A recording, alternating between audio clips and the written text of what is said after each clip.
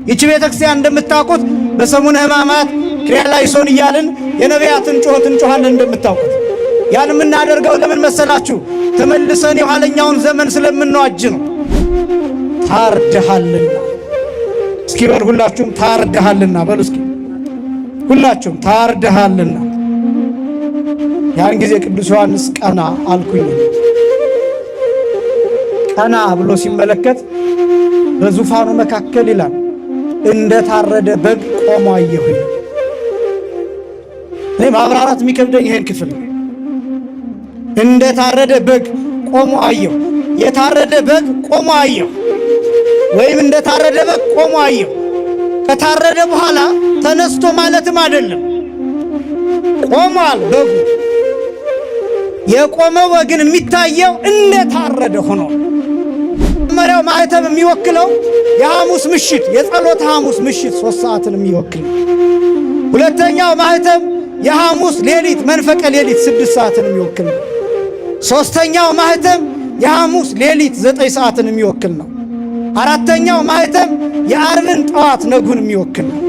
አምስተኛው ማህተም የዓርብን 3 ሰዓት የሚወክል ነው። ስድስተኛው ማህተም የዓርብን 6 ሰዓት ቀን 6 ሰዓትን የሚወክል ነው። ሰባተኛው ማህተም የዓርብን 9 ሰዓት የሚወክል ነው። ግን ታላቁ መከራ የሚባለው በዋናነት የጌታ መከራ ነው። የጌታ መስቀል ነው። የጌታ ስቅለት ነው። የጌታ ሞት ነው። ትልቅ መከራ የሚባለው አስቀድሜ እንደገለጥኩት ፀሐይ የጨለመችበት፣ ጨረቃ ደም የሆነችበት፣ ከዋክብት የረገፉበት፣ 6666 ጊዜ የተገረፈበት የስቅለት እንደነገርኳችሁ የምታስታውሱ ከሆነ 19125 የመከራ አይነት የተቀበለበት 19125 ብር አይደለም የነገርኳችሁ፣ ገንዘብ አይደለም፣ ደሞዝ አይደለም የነገርኳችሁ። የመከራ ቁጥር 19125 እያንዳንዱ መከራ ለየብቻ ተቆጥሮ፣ ቡጢው የብቻ ተቆጥሮ፣ ግርፋቱ የብቻ ተቆጥሮ፣ ጥፊው የብቻ ተቆጥሮ፣ መስቀል ተሸክሞ የወደቀበት የብቻው ተቆጥሮ፣ መሬት ለመሬት የተጎተተበት የብቻው ተቆጥሮ፣ እኛ ያልሰማነው እኛ ያላየነው መጽሐፍት ላይ ያልተጻፉ እነዚህን ደግሞ ስትቆጥሯቸው እጅግ ብዙ ነው። ለእኛ አይምሮ እንዲመጥን ተብሎ ለእኛ ጆሮ እንዲበቃ ተብሎ ግን እኛን ከእንቅልፍ እንዲቀሰቅሰን ተብሎ የተጻፈው ግን 19125 ነው ይላል ድርሳነ ማኅየው። 7 ማህተሞች እነዚህ ሰዓታት ጋር ማገናኘት ለምን አስፈለገ? 7 ማህተሞች እነዚህ ሰዓታት የሚገለጥባቸው ምክንያት ምንድናቸው ቢባል እነዚህ ሰዓታት ክርስቶስ መከራ የተቀበለባቸውና ተአምራት ያደረገባቸው ሰዓታት ናቸው። የተያዘበት፣ የተመታበት፣ የተሰደበበት፣ ለፍርድ የቀረበበት፣ ቁርጥ ፍርድ የተሰጠበት፣ የተሰቀለበትና የሞተበት ሰዓታት ናቸው እነዚህ ሰዓታት። ይሄ 6ኛው ማህተም የዕለተ ዓርብ የቀኑን 6 ሰዓት የሚገልጥ ነው። 6ኛው ማህተም 7ኛው ማህተም የዓርብን የቀኑን 9 ሰዓት በ30 ደቂቃ ነው የሚለው ባለ ራእዩ ዮሐንስ። ለ30 ደቂቃ ዓለም ላይ ዝምታ ሆነ እና ይሄ ዝምታ ምን እንደሚያሳይ ታውቃላችሁ? የጌታ ነፍስ ከስጋው በስልጣኑ የተለየችበት ሰዓት ዝም። ከዛ ደም እና ውሃ ከጎን የወጣበት ሰዓት ነው ዝምታ ሰዓት። ከዛ ያ ሰዓት እኔና እናንተ እንደገና የተሰራንበት፣ እንደገና የተፈጠርንበት፣ የተወለድንበት ሰዓት ነበር። ያ ሰዓት ዝም። በመለኮቱ ንቁህ፣ በስጋው ደግሞ ምጉት የሆነበት ያ ነው ታላቅ መከራ የሚባለው። አምላክ የተሰቃየበት፣ ንጹህ የተሰቃየበት፣ ጻድቅ የተገደለበት፣ መሬት ለመሬት የተጎተተበት፣ ፍርድ የተዛባበት፣ ዓለም አምላኳን የጠላችበት፣ አምላክ ፈጣሪዋን ያሳደደችበት ዓለም ያ ክፋት የሰው ልጅ የጭካኔ ጥግ የታየበት፣ የሰው ልጅ የክፋት ጥግ የታየበት፣ ፍጥረታት ያዘኑበት፣ መላእክት ወርደው መስቀሉ ስር ጽዋ ደቅነው ደም የተቀበሉበት፣ እንደ ሻሽ የተነጠፉበት፣ እንደ ቅጠል የረገፉበት፣ ሚካኤል ዝም አለ፣ ገብርኤል ተደነቀ ተብሎ በቅዱስ ያሬድ የተገለጠበት፣ ነቢያት ወደዚህ መጥተው መስቀሉ ስር የተደፉበት ያ ነው ታላቁ መከራ የሚባለው። ያ ከሐና ወደ ቀያፋ፣ ከቀያፋ ወደ ሐና የተመላለሰበት፣ ወደ ሄሮድስና ወደ ጲላጦስ የተመላለሰበት፣ የሄሮድስ ጭፍሮች የዘበቱበት፣ የነ ጢባርዮስ ቄሳር ወታደሮች የነ ጲላጦስ ወታደሮች ያሾፉበት፣ አምላክ መሳቂያ መሳለቂያ የሆነበት ምራቅ የተተፋበት የረከሰ የአይሁድን ምራቅ የተቀበለበት ያ ነው ታላቁ መከራ የሚባለው። ፍጹም እንከን ነው ሳይኖርበት እንደ ጥፋተኛ እንደ ወንጀል በሁለት ወንበዴዎች መካከል የተሰቀለበት 40 ዓመት ሙሉ ነፍስ እያጠፉ ደም እያፈሰሱ የኖሩ ወንበዴዎች በቀኝና በግራ ሆነው ክርስቶስ የወንበዴዎች አለቃ ተብሎ ከአመፀኞችና ከሽፍቶች ጋር የተቆጠረበት የዓለም ትልቁ ኃጢአት የዚህ ዓለም ትልቁ ወንጀል ተወዳዳሪ የማይገኝለት ወንጀል። እኔን ብትሰቅሉኝ ብትገርፉኝ ጥቂት ጥፋት ይኖርብኛል፣ ጥቂት ነገር ይኖርብኛል። ምናልባት በተከሰስኩበት ንጹሕ እንኳን ቢሆን ሌላ ኃጢአት ግን አለብኝ። ምናልባት ሰዎችን ሁሉ እየዞርን ብናይ እግዚአብሔር የሚያውቀው ጥቂት ኃጢአት ይኖራቸው ይሆናል። ክርስቶስ ግን ፍጹም የባሕርይ አምላክ ሆኖ ሳለ ዓለም የሠራችው ትልቅ ወንጀል ሁሉንም አይነት ምት፣ ሁሉንም አይነት ስድብ፣ ሁሉንም አይነት ድብደባ፣ ሁሉንም አይነት ማሰቃየት አድርጋ ዓለም የመጨረሻውን ወንጀል የሠራችው በክርስቶስ ላይ። የተከበራችሁ ክርስቲያኖች እናንተን ለመውቀስ አይደለም፣ እናንተን ለማሳቀቅ አይደለም፣ እናንተን ለማስጨነቅ አይደለም። ግን በእርግጠኝነት በዚህ ዘመን ራሱ ክርስቶስ ቢገለጥ እኛ ሰቅለን እንገለዋለን። በእርግጠኝነት መናገር እንችል። የፈሪሳዊነትን ጠባይ አሟልተናል። የአይሁዳውያንን ጠባይ አሟልተናል። የእነሱን ታሪክ ይዘናል። የእነሱን ስነ ልቡና ይዘናል። ለዚህ ነው በጣም ጥሩ ነገሮች ተመልካች የላቸው፣ በጣም መጥፎ ነገሮች ብዙ ተመልካች አላቸው። ዘፋኝ ይከበራል፣ ዘማሪ አይከበርም። ለሀገር ውለታ የሰራው ሰው ቀርቦ አይደመጥም። ፖድካስት ላይ እሱ አይደመጥም።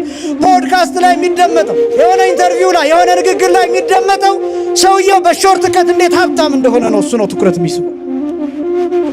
ለሀገር ዋጋ የከፈለ አጥንት የከሰከሰ ደም ያፈሰሰ በውትድርና ሜዳ በጦር ሜዳ ጀግንነት የሰራ ጀብድ የሰራ እሱ አይሰማም፣ እሱ አይደመጥም። ሀገር ያቀና ሀገር ያቆየ እሱ አይደመጥም፣ እሱ አይረዳም። በጣም ብዙ ነገሮቻችንን የምናጣው ለዚህ ነው። ገደል የሰደድን ትልልቅ ሰዎችን በአጠገባችን ያሉ የሚሰሩ መልካም ነገሮችን ለነሱ እውቅና ባለመስጠት ጆሮ ዳባ ልበስ ብለን በማለፍ የሰዎችን ሞራል በመስበር እንዳይሰሩት የመጨረሻው ትልልቅ መስቀል ላይ የሆነ ነው። የመጨረሻው ትልልቅ መስቀል ላይ ማለት ክርስቶስን አይሁዳውያን ሰቅለውት መሸብን ብለው ጀርባቸውን ለጌታ ሰጥተው ያለፈችውን ሰንበታቸውን ለማክበር ወደ የቤታቸው ሄዱ። ያን ጊዜ ከክርስቶስ ጋር ለመጨረሻ ጊዜ ተላለፉ። ለመጨረሻ ጊዜ ጀርባቸውን የሰጡት ጊዜ፣ በጨለማ ውስጥ ሆነው ሰንበታቸውን ለማክበር የሄዱ ጊዜ፣ ብርሃን ክርስቶስን መስቀል ላይ አንጠልጥለውት የሄዱ ጊዜ፣ ሁለተኛውን ፀሐይ ክርስቶስን ትተው ያለፈችውን ሰንበታቸውን ለማክበር እየተሯሯጡ የሄዱበት ጊዜ፣ ያ ጊዜ የመጨረሻው መተላለፉ ነው ተመዘገበ። ያው ክርስትናው ኦርቶዶክስ በመሆኔ እኮራለሁ፣ ኦርቶዶክስ የሆንኩት ተመርጬ ነው፣ ኦርቶዶክስ እንቁ ሃይማኖት ናት የሚሉ ፉከራዎች ሊኖሩ ይችላሉ። ይህንን እየተቃወምኩ አይደለም። እውነተኛ ኦርቶዶክስ መሆን ግን ይፈልጋል። ሽለላ አይደለም ኦርቶዶክሳዊነት፣ ፉከራ አይደለም ኦርቶዶክሳዊነት፣ ቀረርቶ አይደለም ኦርቶዶክሳዊነት። ስራ ነው፣ ህይወት ነው፣ ተግባር ነው፣ መለወጥ ነው፣ መኖር ነው፣ እውነት ነው። ኦርቶዶክሳዊነት ውሸት አይደለም፣ ፊልም አይደለም፣ ማስመሰልም አይደለም፣ ተውኔት አይደለም፣ አክተር መሆንም አይደለም፣ አክትረስ መሆንም አይደለም። ኦርቶዶክሳዊነት ማለት የእውነት መኖር፣ ከክርስቶስ ጋር መጣበቅ ማለት ነው። እርሱ ነው የክርስትና ስራ የሚባል። በክርስቲያናዊነት ማግኘት፣ በምግባር መዋብ፣ ነጭ ማድረግ የሚባለው እሱ። በጣም ብዙዎቻችን በፉከራ ነው የምንኖረው። እናንተን ለማለት አይደለም፣ እናንተማ መታችኋል፣ መልካም። ግን በየቲክቶኩ ያሉ ቤተክርስቲያኑን በር የማያውቁት ግን ደግሞ ስለ ቤተክርስቲያን ተቆርቋሪ መስለው የሚኖሩ በጣም ብዙዎች አሉ። የቤተ ክርስቲያኑን በር የማይነኩት፣ መተው የማያስቀድሱ፣ ሰዓታቱ ምን እንደሆነ የማያውቁ፣ ማህሌት እዚህ ተቁሞ ስቡ ተብሎ ተቁሞ እዚህ ጎረቤት ሆነው እነሱ ቲክቶክ ላይ ላይቭ ናቸው። ማህሌቱን መተው ለምን አብረው አይቆሙ? እኔ ከአቅም በላይ ሆኖባቸው ውጭ ሀገር ያሉትን አይደለም እምላችሁ፣ እነሱ በተለያየ ምክንያት ግን እዚህ ሆኖ ሰንበት ትምህርት ቤት ሳይማር የአብነት ትምህርት ቤትም ሳይማር ወደ ቤተክርስቲያንም ሳይመጣ እንዲሁ በቤተክርስቲያኗ ስም ብቻ የሚጦር የሚቀለብ በጣም ብዙ ሰው። ባካችሁ ቤተክርስቲያኗን እንወቃት ወጣቶች፣ ባካችሁ ትሕትና ይኖረን። እውቀትም ይኑረን፣ መረዳትም ይኑረን። መጽሐፍ ቅዱስንም እናንብብ፣ ቤተክርስቲያኗንም እንወቃት፣ እንረዳ። እናመሰግነው ዘንድ የፈጠረን አምላካችን እግዚአብሔር የባህሪ ምስጋና ለእርሱ ይሁን። የምንማማርበት የትምህርት ርዕስ ልብሳቸውን አጥበው በበጉ ደም አነጹ በሚል የመጽሐፍ ቅዱስ ክፍል ይሆናል። ኃይለ ቃሉ የሚገኘው ራእየ ዮሐንስ ምዕራፍ 7 ቁጥር 14 ላይ የሚገኝ ኃይለ ቃል ነው።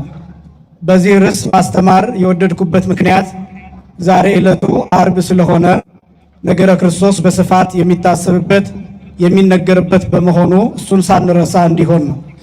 ሁለተኛ አሁን ያለንበት ወቅት እንደሚታወቀው ዘመነ ጽጌ ነው። የፊታችን እሁድ ሊቃውንቱ ሲያመሰግኑ ከሚያድሩበት የማህሌት ክፍል አንዱ ይህንን የተመለከተ ነው።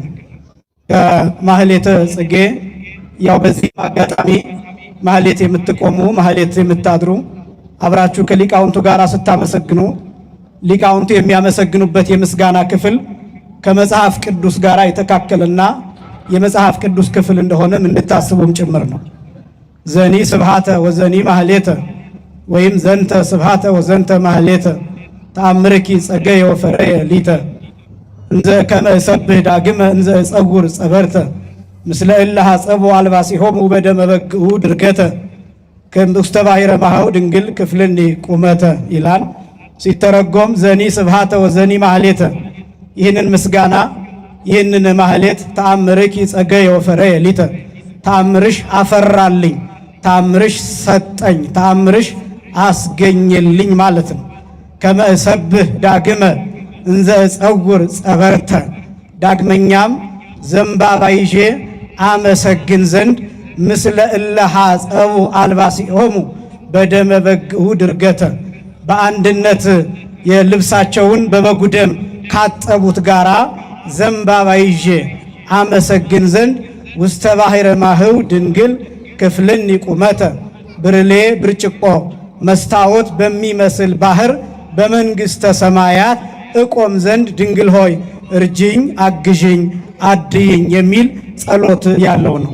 ይህም ደግሞ በራእየ ዮሐንስ ምዕራፍ 7 ቁጥር 14 ላይ ልብሳቸውን አጥበው በበጉ ደም አነጹ ተብለው የተገለጡ ናቸውና ስለዚህ አገልግሎታችን ወንጌል እንደሆነ መጽሐፍ ቅዱስ እንደሆነ በዚህም አጋጣሚ እንድታስቡ ለማድረግ በዚህ ርዕስ ለማስተማር ወድጃለሁ።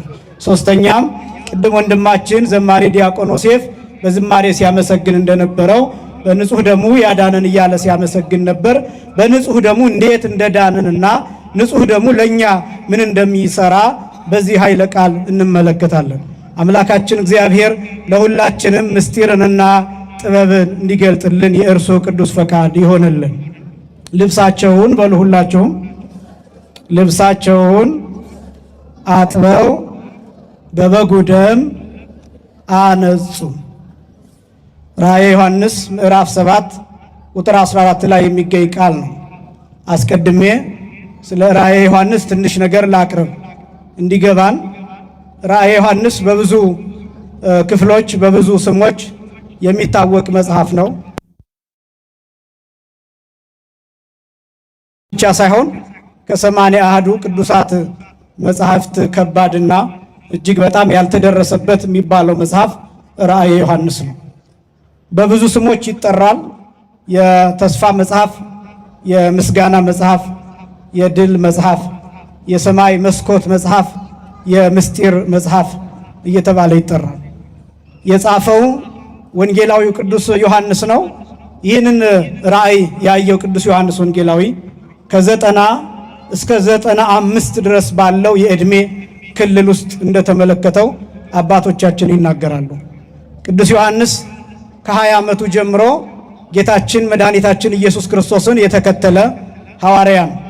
የጌታችን የመድኃኒታችን የኢየሱስ ክርስቶስ መከራ የዓይን ምስክር በዋናነት ቅዱስ ዮሐንስ ወንጌላዊ ነው። በቀጥታ አይቶ የጻፈልን ለኛ ያስተላለፈልን ግርፋቱን የቆጠረ አጥንቱን የቆጠረ የተላጠውን ቆዳና የተቆረሰውን ስጋ የፈሰሰውን ደም በዓይኑ በብረቱ ያየ መስቀል ተሸክሞ ጌታ ሲደፋ በቅርበት የተመለከተ የእመቤታችንን ሐዘን የጻፈና ያየ ቅዱስ ዮሐንስ ወንጌላዊ ነው። በረከቱ በሁላችንም ላይ ይደርብን።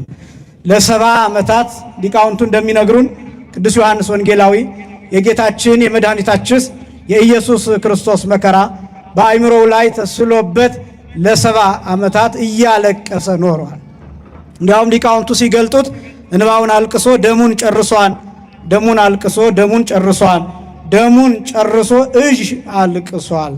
ከሰውነቱ ፈሳሽ የሚባል ነገር አልቆ ቆዳው ከአጥንቱ ጋር ተጣብቆ በዚህ ጊዜ ነበር ራእዩን የተመለከተው። በእርግጥ ይህንን ራእይ ለማየት የሰማዩን ምስጢር፣ የሰማዩን መስኮት፣ የዘላለምን ሕይወት እሱን ለማየትና ለመረዳት በእንደዚህ አይነት አኗኗን መሮን እንዲጠይቃንና ቅዱስ ዮሐንስ ወንጌላዊ በዚህ መልኩ ኖሯል።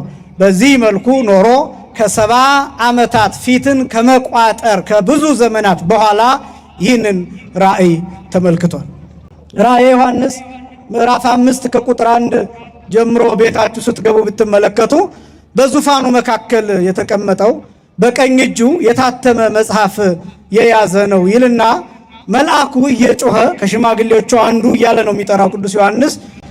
መልአኩ እየጮኸ ይህንን መጽሐፍ ሊወስድ የሚችል ሊፈታ የሚችል ሊያነብ የሚችል ሊተረጉም የሚችል ሊያብራራ የሚችል ምን አይነት ሰው ነው እስኪ ፈልግ ብሎ መጽሐፉ የሚከፍተውን ፍለጋ አዋጅ አውጃን ይላል እና ይሄ መጽሐፍ በውስጥም በውጭም የተጻፈበት መጽሐፍ ነው። እንዳልኳችሁ በ7 ማኅተም የተዘጋ ነው። በ7 ማኅተም ማለት የመጽሐፉ የፊቱ ገጽ ላይ 7 ቁልፎች ተደርድረዋል። የኛ ሊቃውንት ሲገልጡ እንዳጣጣሚ ወንጌል ይላሉ። ምናልባት ቅዳሴ ላይ ሲነበብ የምታዩት ወንጌል ብታስተውሉት መሃሉ ላይ በቁልፍ የተዘጋ አለው። ያ 7 ማለት ነው እና ያን የታተመ መጽሐፍ የሚፈታው ማን ነው ብሎ መልአኩ ጮሆ ተናገረ ይላል። ከዛ ተፈለገ ይላል። ይህን መጽሐፍ የሚፈታ ተፈለገ። በ7 ቁልፍ የተዘጋውን በውስጥም በውጭም የተጻፈበትን መጽሐፍ በዙፋኑ የተቀመጠው በቀኝ እጁ የያዘውን መጽሐፍ ያን መጽሐፍ የሚፈታ በሰማይም በምድርም ከምድርም በታች ተፈለገ ይላል። አልተገኘም ይላል። አልተገኘም ይላል እና ያን ጊዜ የሚያሳዝነው ቅዱስ ዮሐንስ ወንጌላዊ ያው በራእይ ነው። አለቀስኩኝ ይላል።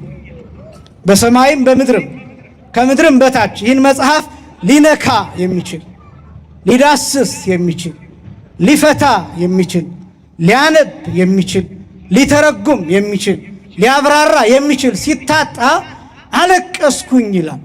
ዮሐንስ ወንጌላዊ በራእዩ መረዳት ውስጥ ይሄ መጽሐፍ ትልቅ ጉዳይ እንደያዘ ያውቃል። ይሄ መጽሐፍ ምን አይነት ቁልፍ ነገሮችን እንደያዘ ቅዱስ ዮሐንስ ወንጌላዊ ያውቃል። ይሄ መጽሐፍ የግድ መፈታት አለበት፣ የግድ መነበብ አለበት፣ የግድ መተርጎም አለበት። ይሄን መጽሐፍ የሚከፍት ሰው የግድ ያስፈልጋል። ይሄን የታተመ መጽሐፍ የተዘጋ መጽሐፍ የሚያብራራው የግድ ያስፈልጋል። ስለዚህ ዮሐንስ ይሄን መጽሐፍ የሚያብራራ ጠፋ ብሎ በውስጡ አዝኖ በራእይ ውስጥ አለቀሰ። የኛ ሊቃውንት እንዲህ ብለው ይተረጉሙታል። ቅዱስ ዮሐንስ ወንጌላዊ የበቃ ስለነበረ ወደ ኋላ ተመልሶ የብሉይ ኪዳንን ዘመን ኖሮታን ይላል። ይህች ቤተክርስቲያን እንደምታውቁት በሰሙነ ሕማማት ክርያላይሶን እያልን የነቢያትን ጩኸት እንጮኻለን። እንደምታውቁት ያን የምናደርገው ለምን መሰላችሁ? ተመልሰን የኋለኛውን ዘመን ስለምንዋጅ ነው። ክርስቲያን ማለት እንደዛ ስለሆነ፣ መንፈሳዊ ማለት እንደዛ ስለሆነ፣ መጽሐፍ ቅዱስ የሚነግረን ይህንን ስለሆነ ወደ ኋላ መመለስ፣ የኋላን ዘመን መርገጥ፣ የወደፊትን ዘመን ማወቅ እና መዋጀት፣ ከዘመን በላይ ከጊዜ በላይ መሆን ማለት ነው። ክርስቲያን ማለት እንደሱ ስለሆነ የበቁ አባቶቻችን ወደ ኋላ ይመለሳሉ። ይቺ ቤተክርስቲያን የምትሰራው አንዱ አገልግሎቷ ይሄ ነው። ይቺ ቤተክርስቲያን ዛሬ ስታገለግል፣ ዛሬ ቅዳሴ ስትቀድስ የትኛውን አገልግሎት እንደምታገለግል ታውቃላችሁ? ክርስቶስ ዕለተ ዓርብ ላይ የዛሬ 2000 ዓመት ያገለገለውን አገልግሎት ነው የምታገለግለው። የዛሬ 2 ዓመት የፈሰሰውን ደም፣ የዛሬ 2 ዓመት የተቆረሰውን ሥጋ፣ የዛሬ 2 ዓመት የነበረውን መከራ ትኩስ አድርጋ የምታቀርበው ለዚያ ነው። ለምን? ይቺ ቤተ ክርስቲያን የኋላውን ዘመን አምጥታ እንደነበረ እንዳለ አድርጋ ስለምታሳይ። ይህ ብቻም አይደለም። ይቺ ቤተ ክርስቲያን ወደፊት ተራምዳ ትውልዱ ከዚህ እንዲቀላቀል ታደርጋለች። ለምን? ዘመንን በስልጣን ትረግጣለች። ይቺን ቤተ ክርስቲያን የሰጠን አምላካችን እግዚአብሔር የተመሰገነ ይሁን። አመስግኑት እግዚአብሔር። ይህንን ዘመን መዋጀት የምትችል ቤተ ክርስቲያን፣ ለዚህ ነው አባቶቻችን አስቀድመው ተመልክተው በትንቢት መነጽር የሚያዩልን። ቅዱስ ዮሐንስ ወንጌላዊ ወደ ኋላ ተመለሰ። የኋላውን ዘመን አየው፣ የጨለማውን ዘመን ተመለከተው። ለካ 5500 ዘመን መከራ የነበረው ይሄ መጽሐፍ እንደታተመ ስለነበረ ነው። አቤል ተገደለ፣ ይሄ መጽሐፍ መፈታት አልተቻለም። መልከጼዴቅ መስዋዕት አቀረበ፣ በእምነት ጻድቅ ተብሎ ተጠራ። በድንኳን ኖረ አብርሃም፣ እንግዳ ተቀበለ አብርሃም፣ ልጁን ለመስዋዕትነት አቀረበ አብርሃም። ብዙ በጎች ታረዱ፣ ብዙ ፍየሎች ታረዱ፣ ብዙ ኮርማዎች ታረዱ በብሉይ ኪዳን። ይሄን መጽሐፍ ግን ሊፈታው የሚችል አልተገኘም። ይሄን የታተመ መጽሐፍ፣ ይሄን በሰባት ቁልፍ የተዘጋ መጽሐፍ፣ በውስጥም በውጭም የተጻፈበት መጽሐፍ፣ በዙፋኑ ባለው በቀኝ እጁ የተያዘ መጽሐፍ ምን እንደያዘ ምን እንዳለው በውስጡ ምን እንደሚል ማንም ያላነበበው መጽሐፍ፣ ይሄን መጽሐፍ ሊፈታ የቻለ ማንም የለም። ሊቃነ ካህናት ተተካኩ። ከአሮን ቀጥሎ ልጆቹ፣ ከዛ ልጆቹ እያለ በሌዊ ነገድ እየተመራ በግ የማፍሰሱ የማረዱ መስዋዕት ቀጠለ፣ ስርዓት ቀጠለ። ግን ይሄን መጽሐፍ ሊፈታ የቻለ ማንም የለም። ኤልያስ በዮርዳኖስ ተመላለሰ፣ ኤልሳ በዮርዳኖስ ተመላለሰ። ልክ ነው፣ ባህር ከፈሉ። ልክ ነው፣ ሙሴ ወደ ተራራ ወጣ። ሰባቱን የእሳት መጋረጃ ተመለከተ፣ ስድስቱን ገለጠ፣ ሰባተኛውን ግን አልነካም። ሙሴ 40 ቀን ከእግዚአብሔር ጋር ቆየ። ግን ሙሴ ይሄን መጽሐፍ መፍታት አልቻለም። ወደ ሲና ተራራ ተጠራ ሙሴ። ጫማህን አውልቅ ተባለ። በቁጥቋጦ ውስጥ የሚነደውን እሳትና ነበልባል ተመለከተ። ተራራው ሲቃጠል አየ። ግን ይሄን መጽሐፍ መፍታት አልቻለም። ይሄን መጽሐፍ መፍታት የሚችለው ሌላ ነው። ይሄን መፍታት የሚችለው የሚታረድ ነው። ይሄን መጽሐፍ መፍታት የሚችለው አምላክ የሆነ ብቻ ነው። ይሄን መጽሐፍ መፍታት የሚችለው ብቁ የሆነ ነውር፣ በደል፣ ኃጢአት፣ እንከን፣ ጥፋትና መርገም የሌለበት ብቻ ነው ይሄን መጽሐፍ መፍታት የሚችለው። እና ዮሐንስ በብሉይ ኪዳን ወደ ኋላ ዘመን ተመልሶ ስላየው ልክ በሕልማችሁ አይታችሁ ውሃ ሲጠማችሁ ውሃ መጠጣት እንደምትፈልጉ ልክ እንደዚያ ዮሐንስ በሕልሙ በራእዩ ወደ ብሉይ ኪዳን ተመልሶ ማን ነው ይሄን መጽሐፍ የሚፈታው ብሎ አለቀሰ። የቅዱስ ዮሐንስ በረከት በሁላችንም ላይ ይደርብን። ዮሐንስ ሳለቅስ አለ። በዙፋኑ መካከል ያለው ከሽማግሌዎቹ አንዱ ዮሐንስ አለኝ ይላል። አይዞህ አታልቅስ አለኝ ይላል። አይዞህ አታልቅስ። መጽሐፉን የሚፈታ ተገኝቷል። እርሱም የይሁዳ አንበሳ ነው፣ ከዳዊት ነገድና ስር የሆነው እርሱ መጽሐፉን ይፈታዋን አለኝ። ያን ጊዜ ደስ አለኝ ይላል። ይሄ መጽሐፍ ምንድን ነው? በጣም ጥቂት ነጥቦችን ብቻ ላሳይ። የተከበራችሁ ክርስቲያኖች፣ ይሄ መጽሐፍ ራእየ ዮሐንስ አብዛኛው ክፍል የሚመሰረትበት ነው ብያቸዋለሁ። ከምዕራፍ 5 በኋላ 7 ማህተሞች፣ እነዚህ 7ቱ ማህተሞች እያንዳንዳቸው ሲፈቱ ምን እንደሚከናወን ነው ቅዱስ ዮሐንስ በራእዩ የሚጽፍልን። የመጽሐፉ ዋና አንኳር ልብ የሚባለው ይሄ ነው፣ ወይም ሴንትራል የሚባለው ሜሴጅ የራእየ ዮሐንስ ይሄ ነው። መጽሐፉ ነው፣ የታተመ መጽሐፍ ነው። በጣም ደግሞ በሚደንቅ ሁኔታ አንድ ነገር ላሳያችሁ። የሉቃስ ወንጌል ምዕራፍ 4 ቁጥር 16 ላይ ብትመለከቱ ጌታ ያነበበው አንድ የመጽሐፍ ክፍል አለ፣ በ7 ቁልፎች የተዘጋ፣ በ7 ማህተም የተዘጋ። ይሄ የመጽሐፍ ክፍል ትንቢተ ኢሳይያስ ምዕራፍ 61 ላይ ያለ ክፍል ነው። ይሄን ክፍል ይሄን ትንቢተ ኢሳይያስ ምዕራፍ 61 ላይ ያለውን ማንም አንብቦት አያውቅም። ነቢዩ ኢሳይያስ አንድ ጊዜ ብቻ እንደተናገረው ተጠቅሎ የተቀመጠ የትንቢት ክፍል ነው። ይሄ ትንቢተ ኢሳይያስ ምዕራፍ 61 መሲህ ብቻ ሲመጣ የሚያነበው ተብሎ የተዘጋ የመጽሐፍ ክፍል ነው። የተዘጋውም በ7 ቁልፎች ነው፣ በ7 ማህተሞች ነው። የሉቃስ ወንጌል ምዕራፍ 4 ቁጥር 16 ጀምሮ ወሆረ ናዝሬት ሀበ ተሐጽነ፣ ወዳደገበት ወደ ናዝሬት ሄደ ይልና ወተንሥአ ከመ ያንብብ በከመ ያለምድ፣ እንዳስለመደ ሊያነብ ተነሳ። ወወሀብዎ መጽሐፈ ኢሳይያስ፣ የኢሳይያስን መጽሐፍ ሰጡት። ወከሲቶ ረከበ ሀበ ይብል፣ እንዲህ የሚል አንቀጽ አገኘ ሲገልጥ ይላል። የመጀመሪያው በዚያ ጊዜ መጽሐፍ እንዳሁኑ የተጠረዘ አይደለም፣ በጥራዝ የተጠቀለለ ነው። ተጠቅሎ ነው የሚቀመጠው። ያን መጽሐፍ እንደተጠቀለለ ነው ተላላኪው ለጌታ የሰጠው። ጌታ ይህንን መጽሐፍ ሊያነብ ሲል አንደኛ ተጠምቆ ነበር፣ ሁለተኛ 40 ቀንና 40 ሌሊት በገዳመ ቆሮንቶስ ጾሞ ነበር። ይሄ መጽሐፍ ክፍል ጌታ ስራ የሚጀምርበት የመጽሐፍ ክፍል ነው። የሹመት ደብዳቤውን የሚያነብበት ወሳኝ ቦታ ነው። እንዲያውም የነገረ ክርስቶስ ትምህርት ተርኒንግ ፖይንት የሚባለው እጥፋት የሚባለው አንጓ የሚባለው ቦታ ይሄ ቦታ ነው። በጣም ደግሞ የሚደንቃችሁ ወደ ዝርዝሩ ከመግባቴ በፊት ይህንን መጽሐፍ ጌታ ሲያነብ በምኩራቡ የነበሩት በሙሉ ይላል ወአንስኡ አዕይንቲሆሙ ወነጽርዎ ኩሎሙ እልሃለው ውስተ ምኩራብ ይላል። በምኩራብ ያሉት ሁሉ አይናቸውን አንስተው ጌታን ትኩር ብለው ተመለከቱት ይላል። ሲያነብ ማለት ነው። ለምን እንደዛ እንዳዩት ታውቃላችሁ? እንዴት ይህንን የመጽሐፍ ክፍል እሱ ሊያነብ ቻለ? ምክንያቱም ይሄ የመጽሐፍ ክፍል መሲህ ሲመጣ ብቻ የሚያነበው የተዘጋ የመጽሐፍ ክፍል ነው። እርሱ ደግሞ ሎቱ ስብሐት እነሱ እንደሚያምኑት መሲህ አይደለም። አይሁዳውያን በሚያምኑት የዮሴፍ ልጅ ነው ብለው ነው የሚያምኑት። የእንጨት ጠራቢ ልጅ ነው ብለው ነው የሚያምኑት። ድሃ ነው ብለው ነው የሚያምኑት። መሲህ ነው ብለው ያምኑ። እንዴት ይህን የመጽሐፍ ክፍል ሊያነብ ቻለ? ሁላቸውም አንስተው የተገረሙበት ጌታ በዚህ ሰዓት ምን እያደረገ ነበር ቢባል ለምን እንደመጣ የሚገልጥበት ጊዜ ነው።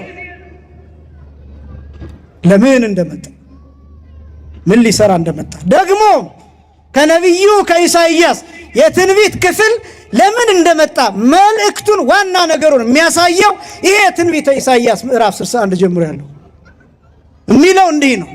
መንፈሰ እግዚአብሔር ዘላዕሌ ዘበእንቲአሁ ቀብአኒ በእኔ ያለ ህልው ሆኖ ያለ የባሕርይ ሕይወቴ መንፈስ ቅዱስ ያዋሃደኝ ለድሆች የምስራችን እሰብካቸው ዘንድ የላከኝ የተጠቁትን ነፃ አወጣቸው ዘንድ የላከኝ ዕውራን የሆኑትን ብርሃንን እሰጣቸው ዘንድ የላከኝ የተገፉትን ሰዎች ነፃ አወጣቸው ዘንድ የላከኝ ያዘኑትን ሰዎች ደስ አሰኛቸው ዘንድ የላከኝ የቆሰሉትን ሰዎች ከቁስላቸው ፈውሳቸው ዘንድ የላከኝ የታሰሩትን ሰዎች እፈታቸው ዘንድ የላከኝ። እነዚህን ስትቆጥሯቸው 7 ናቸው። 7 ናቸው። ስንት ናቸው አልኳችሁ? 7 ናቸው። በእነዚህ በ7 ቁልፎች የተዘጋ መጽሐፍ ነው። ይሄ በ7 ማህተም የተዘጋ ይሄ 7 ቁልፍ ያለውን መጽሐፍ መፍታት ማለት እነዚህ 7 የርግማን አይነቶች እነዚህ 7 የርግማን አይነቶች 7 ቁልፎች የሰው ልጅ ቆልፈው የያዙት ሽባ ያደረጉት እነዚህ 7 ነገሮች ናቸው። 5500 ዘመን በሙሉ ለምሳሌ ድህነትን ልትወስዱ ትችላላችሁ።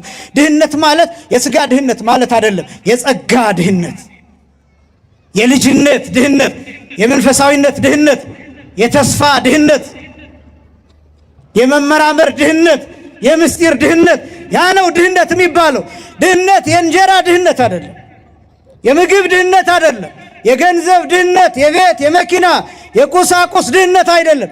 የአእምሮ ድህነት፣ የአስተሳሰብ ድህነት፣ የአመለካከት ድህነት፣ የሰብዕና ድህነት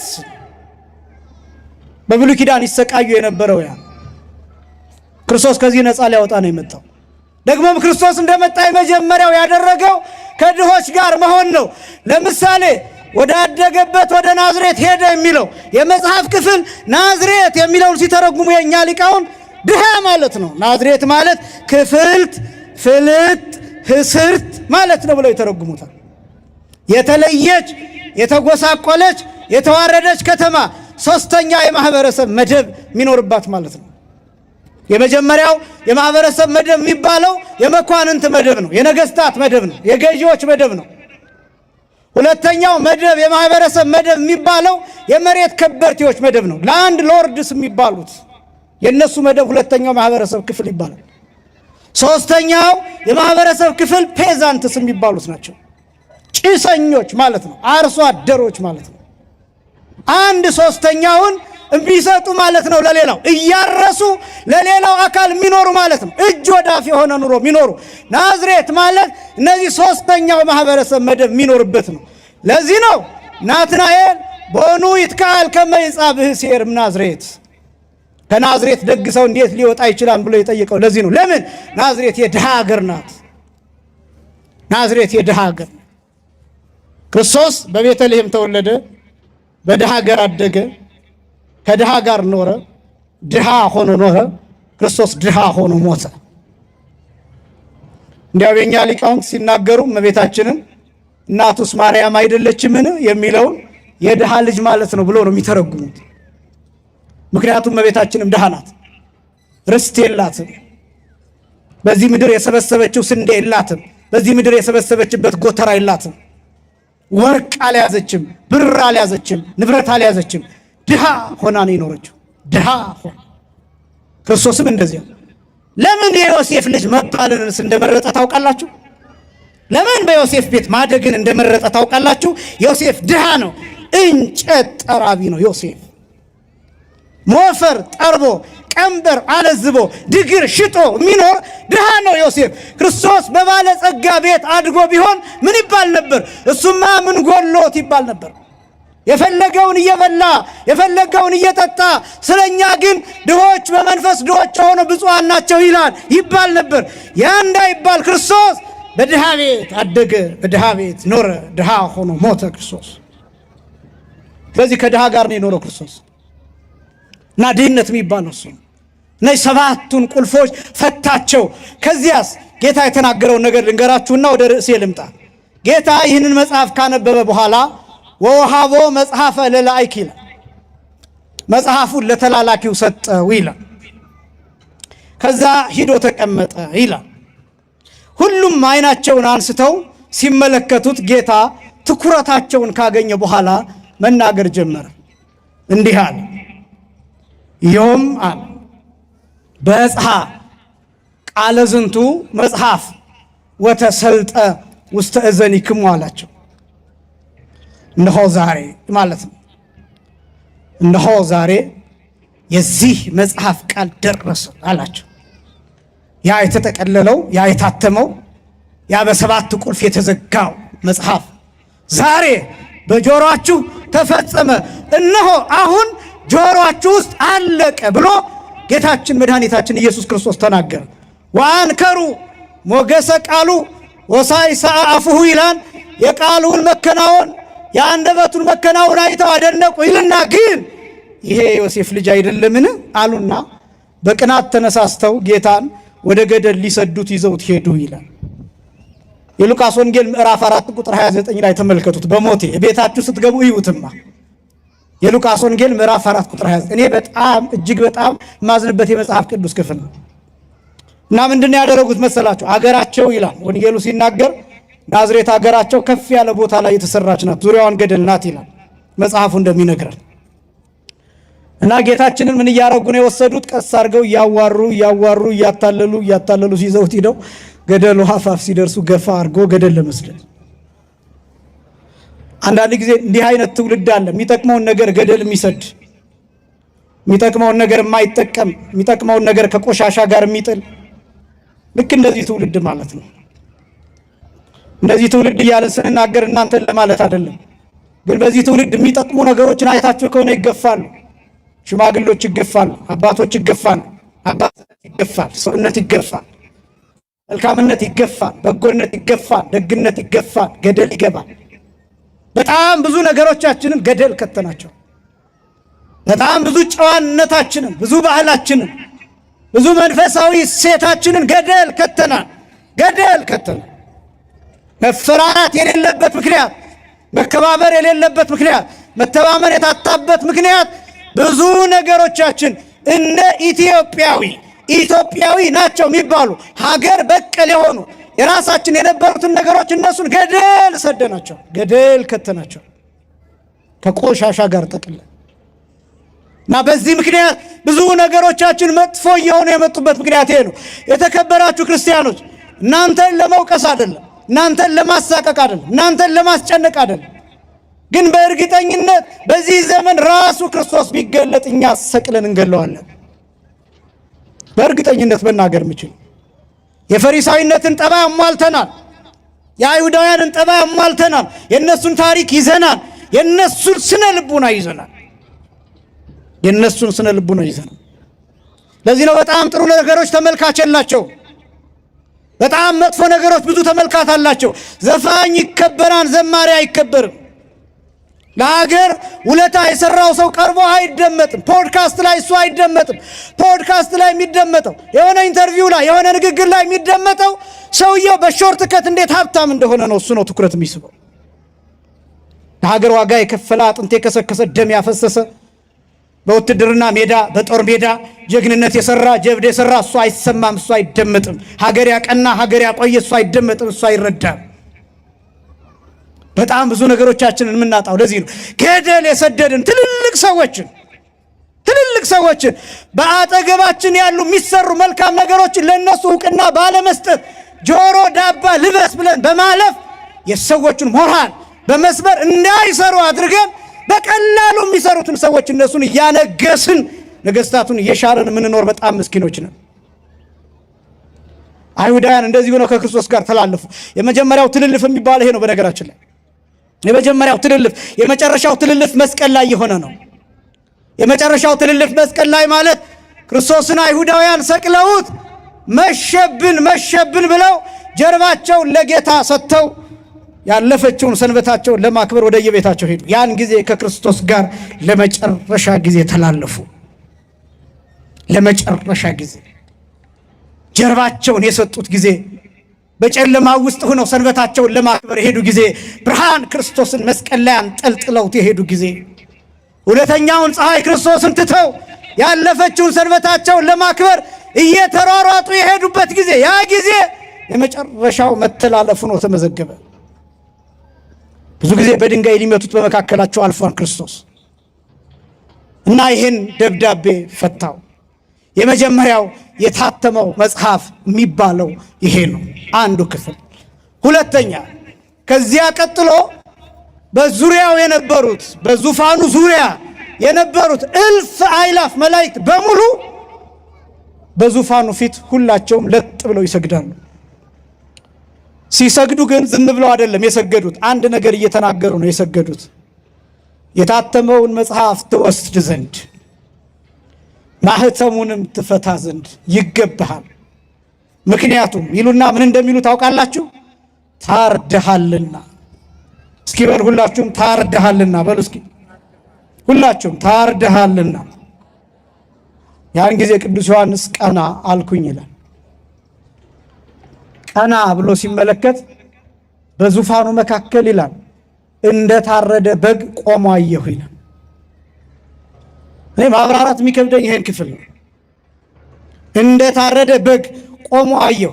የታረደ በግ ቆሞ አየሁ ወይም እንደ ታረደ በግ ቆሞ አየሁ ከታረደ በኋላ ተነስቶ ማለትም አይደለም። ቆሟል በጉ። የቆመው ግን የሚታየው እንደ ታረደ ሆኖ ነው። አካሉ ተለያይቶ ደሙ እየፈሰሰ ይሄ አንገቱ ላይ ያረፈው ቢላ ያረፈበት ጉድጓድ ሆኖ ደም እያዘራ ግን ቆሞ ነው የሚታየው። እንዲህ ብላችሁ ልጠይቁ ትችላላችሁ። የታረደ በግ እንዴት ሊቆም ይችላል? የታረደ በግ እንዴት ሊቆም ይችላል? ይህንን ተመልከቱትማ። እንደ ታረደ በግ ቆሞ አየሁት ማለት የገለጠው ክርስቶስን ነው። በዚህ መጽሐፍ ብቻ በራእየ ዮሐንስ ብቻ በግ የሚለውን ቅዱስ ዮሐንስ ወንጌላዊ 29 ጊዜ ተጠቅሞታል። 29 ጊዜ በግ የሚለውን። በሌላው በ28ቱ ስፍራ በእንደዚህ አይነት አገላለጽ አይደለም የተጠቀመው። እዚህኛው ላይ እንደ ታረደ በግ ብሎ ነው የሚገልጠው። ምን ማለት ነው ቢባል መስዋዕትነቱን የሚያሳይ ነው። ክርስቶስ መስቀል ላይ የከፈለው መስዋዕትነት ሳያቋርጥ እያዳነ እንደሚኖር አንድ ጊዜ በመስቀል ላይ የቀረበው የክህነት አገልግሎት የመስዋዕት አገልግሎት ለዘለዓለም ትኩስ ሆኖ እየሰራ እንደሚኖር የሚያሳይ ነው። እንደ ታረደ በግ የሚለው የታረደ በግ ቁሞ ብታዩት ደሙን ያዘራል፣ ደሙ ይንጠባጠባል፣ ደሙ አይቋረጥም፣ ቆዳው ተገፏል፣ ቢላ ያረፈበት ጉድጓድ ይታያል። የጌታ ቁስል እንደዛ ነው። በዚህች ቤተክርስቲያን ዕለት ዕለት ሳይቋረጥ ደሙ ይሰጣል። ሳይቋረጥ በየቀኑ ይቀደሳል፣ በየቀኑ ደም ይሰጣል፣ በየቀኑ ስጋ አለ፣ በየቀኑ ውሃ ይሰጣል። ከጎን የፈሰሰው ቅዱስ ውሃ ማይገቡ ይሰጣል። እንደታረደ በግ ማለት ይሄ ነው። አይቋረጥም። እናንተ ዛሬ ስለመጣችሁ እንጂ ወንጌል አይቋረጥም። ነገ ትመጣላችሁ፣ ይሰበካል። ከነገ ወዲያስ ትልቅ ጉባኤ ስለሆነ ይሰበካል። ከዛ በኋላስ አይቋረጥም። ብትመጡም ባትመጡም፣ ብትኖሩም ባትኖሩ አንድ ሰው ቢኖር ወንጌል ይሰበካል።